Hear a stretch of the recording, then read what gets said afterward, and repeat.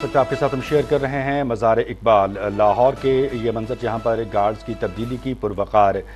تقریب ہوئی اور اس تقریب میں جو ہے حضرت علامہ محمد اقبال کو خراج عقیدت پیش کیا۔ مفکر پاکستان ڈاکٹر علامہ اقبال ان کو آج یوم آزادی کے موقع پر بھرپور خراج عقیدت پیش کیا جا رہا ہے۔ مزار اقبال پر بھی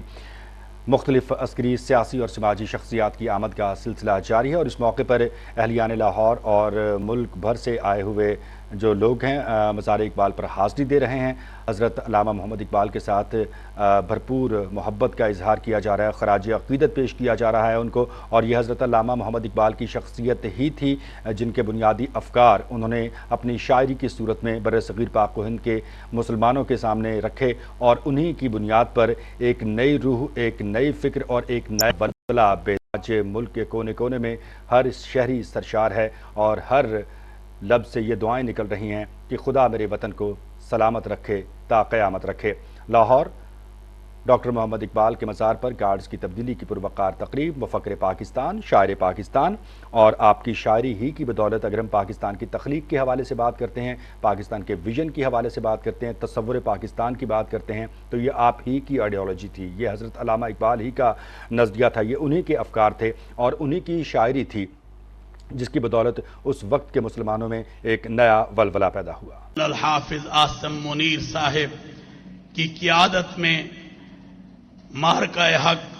آپریشن بنیان المرصوص کو جس طرح کامیابی کے ساتھ لے کر آگے بڑھے اور تیری مدد سے،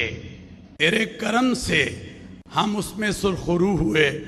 اور فتح معرکہ حق ہوئی۔ اے رب کریم، اس کو اپنی بارگاہ میں قبول فرماتے ہوئے ہمارے وطن پاکستان کی حفاظت فرما، اس ملک کے دفاع کو مضبوط فرما۔ اے اللہ، ہماری حکومت، ہماری افواج، ہمارے سیکورٹی ادارے اس ملک کی حفاظت کے لیے، امن کے لیے جو کردار پیش کر رہے ہیں، اللہ تو اس میں کامیابی اور کامرانی عطا فرما۔ اے رب کریم، آج ہماری پنجاب حکومت اور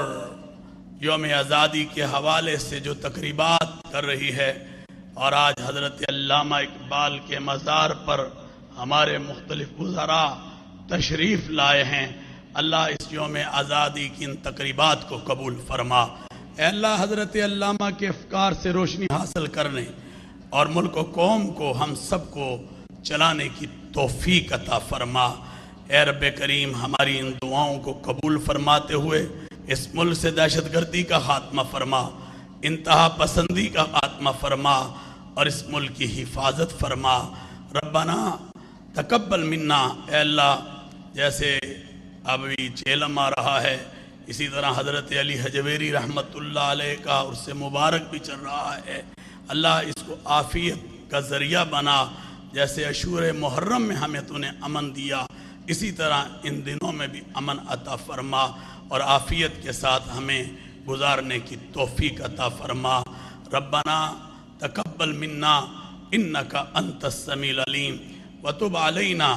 انکا انت التواب الرحیم، وصلی اللہ تعالی علی خیر خلقہ محمدہم وآلہ واصحابہ اجمعین برحمتک یا ارحم الراحمین۔